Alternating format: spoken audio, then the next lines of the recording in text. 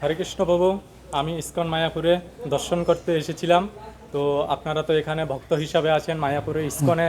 তো আমি যদি এখন এখানে খুব ভালো লাগছে, এখন যদি নতুন ভক্ত হতে চাই তাহলে আমি কি কি ফেসিলিটি পেতে পারি এই মায়াপুরে?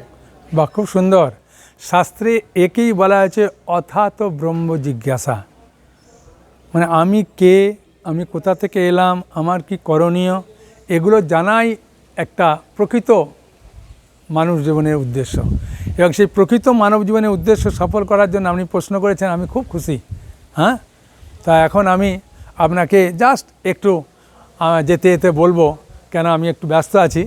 তা এই যে আপনি মায়াপুর ধামে এসেছেন, এই ধামে বহু জন্মের সৌভাগ্য থাকলে তবে আসতে পারে, তাছাড়া আসতে পারে না।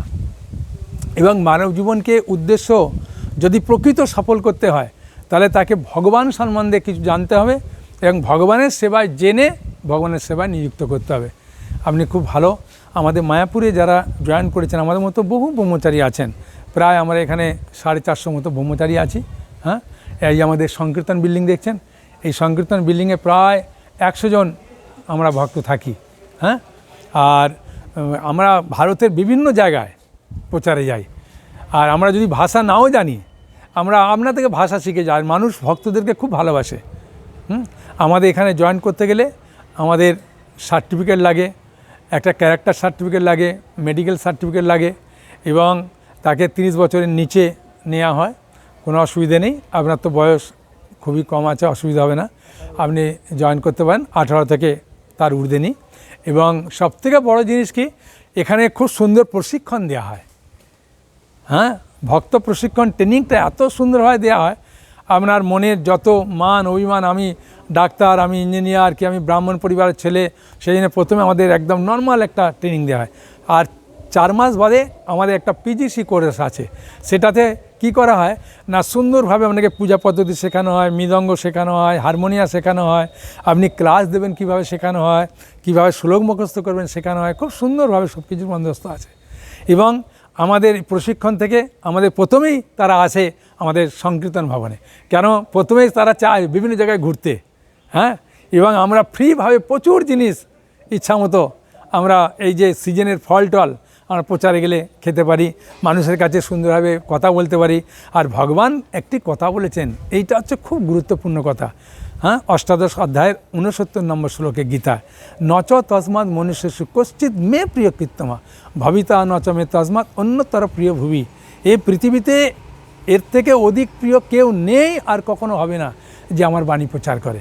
এই ভগবানের বাণী প্রচার করার খুব সহজ উপায়, আর আমাদের কোনো পরিশ্রম নেই। এই যে আমাদের দেখছেন বাস, এরকম বাসে করে আমরা যাই, বিভিন্ন জায়গায় আমাদের নামিয়ে দেয়, আর সেখানে গিয়ে আমরা কি করি না, বিভিন্ন অফিস, হ্যাঁ, বিভিন্ন আদালত, বিভিন্ন জায়গায় যাই। এবং মানুষ আমাদেরকে যে কীরকম শ্রদ্ধা করে, যখন আমরা বলি মায়াপুর থেকে এসেছি, তখন তারা তো চেয়ার, নিজের চেয়ার ছেড়ে দিয়ে আমাদেরকে দেয় এবং খুব আপ্যায়ন করে। এবং আমরা তাদেরকে প্রভুপাদের গ্রন্থ প্রচার করি। হ্যাঁ, প্রভুপাদের গ্রন্থ দিয়ে গীতা, ভাগবত, চৈতন্য চৈতামৃত, এবং সেগুলো আমরা পড়তে পারি। আমরা সকালবেলা ঘুম থেকে উঠে আমরা আগে জব কমপ্লিট করে নিই, করে আমাদের গাড়িতে, প্রত্যেকটা গাড়িতে গৌণিতায় আছে, সেই গৌণিতায় আমরা খুব সুন্দর আরতি করি। আরতি করার পরে প্রতিদিন আমাদের ভাগবত পাঠ হয়। হ্যাঁ, একজন ভাগবত পাঠ দেন, ভাগবত পাঠ দেওয়ার পরে আমরা খুব সুন্দর প্রসাদ পাই। প্রসাদ পেয়ে আমরা প্রচারে বেরিয়ে যাই। আবার দুপুরবেলা যখন ফিরে আসি, তখন সেখানে এসে আমরা খুব সুন্দর টিফিন খাই।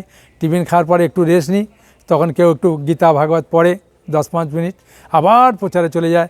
আবার সন্ধ্যেবেলা আসি, এসে স্নান টান করি, করে যদি কারো জব বাকি থাকে জব করে, কারো গ্রন্থ বাকি থাকলে গ্রন্থ পড়ে, তারপর আবার আমরা সুন্দরভাবে প্রসাদ পাই। প্রসাদ পেয়ে তারপর আবার শুয়ে পড়ি। এইভাবে আমরা খুব সুন্দরভাবে আনন্দের দিন কাটাই। এবং যখন আমরা এই মায়াপুর ধামে ফিরে আসি, তখন সমস্ত ভক্তরা আমাদেরকে খুব ভালোবাসেন।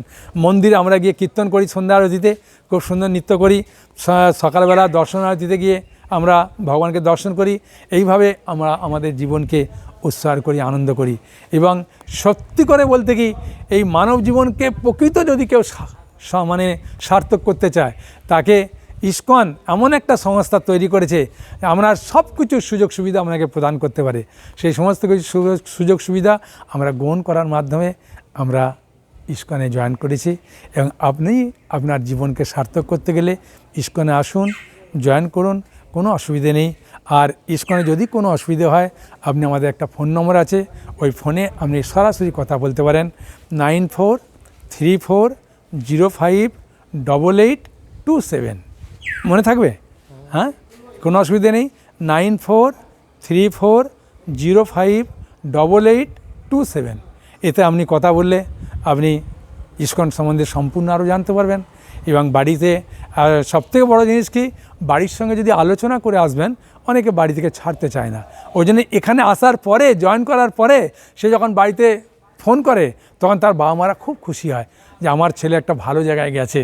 হ্যাঁ, এবং ইসকনে যখন আসে মন্দির দেখে, বিভিন্ন গেস্ট হাউস দেখে, পার্ক দেখে, গঙ্গা, সামনে গঙ্গা আছে, গঙ্গায় স্নান করে, এইসব দেখে তখন তার বাবা মারা তাকে আশীর্বাদ করে যায় যে বাবা তুমি এখানে থাকো, কোনো অসুবিধে নেই। হ্যাঁ, এইভাবে আশীর্বাদও করে যায়। তাই সেইভাবে আমাদের বহু ভক্ত আছে, আপনি আমাদের সঙ্গে যোগদান করতে পারেন, কোনো অসুবিধে নেই। ঠিক আছে?